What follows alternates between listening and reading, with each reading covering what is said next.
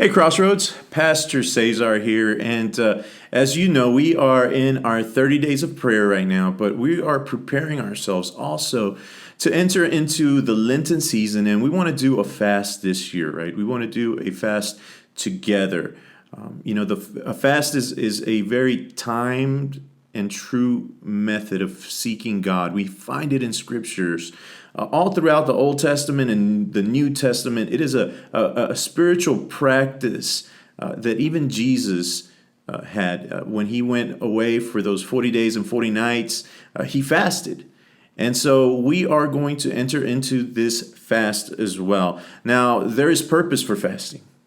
In the Old Testament, we see Esther, who asked the people of Israel, right, to fast for her, and that she would fast herself before she went to the king. We see again the example of Jesus, and in the early church, how the church leaders fasted before they did anything, right? They sought God and God's direction. Before they took any initiative or made any decision to send somebody out.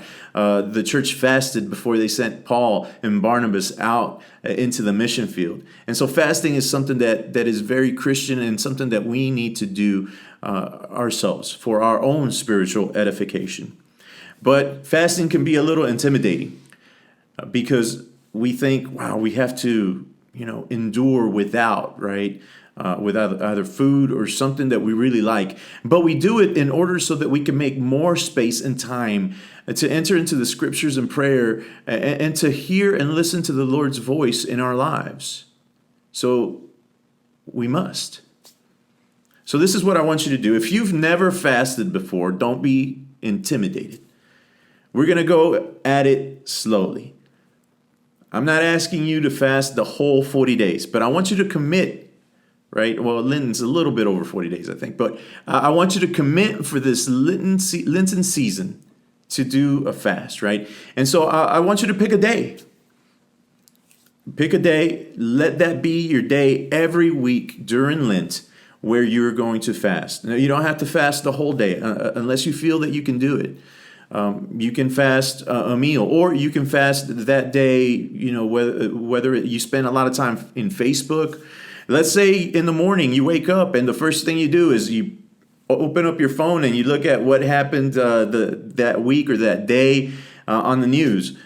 Give that time up so that you can dedicate it to the Lord, right? So that you can be in prayer, so that you can be in the scriptures once a week, right?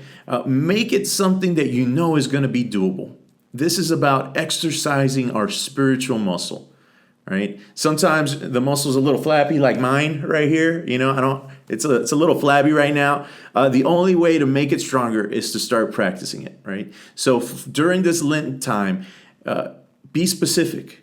Name the day, the time, the thing that you're going to give up, and also name what you're going to do. If it's going to be spending some time reading a chapter in your Bible and then some time in prayer, name it and say, "This is what I'm going to do."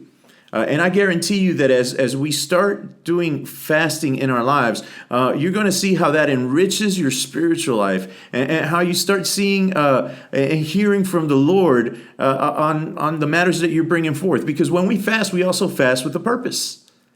And whatever we're fasting for, whatever we're asking the Lord for or seeking God's guidance for, you'll start receiving that as you fast. So again, real quick, don't be intimidated. Make it doable, but commit to it and name it, right? Time, day, what you're giving up and what you're going to be doing instead of that activity that you're giving up. All right. So we're going to come out with a couple more videos about fasting and some further details as how we're going to also be doing this together during Lent. So stay tuned. Y'all have a blessed day.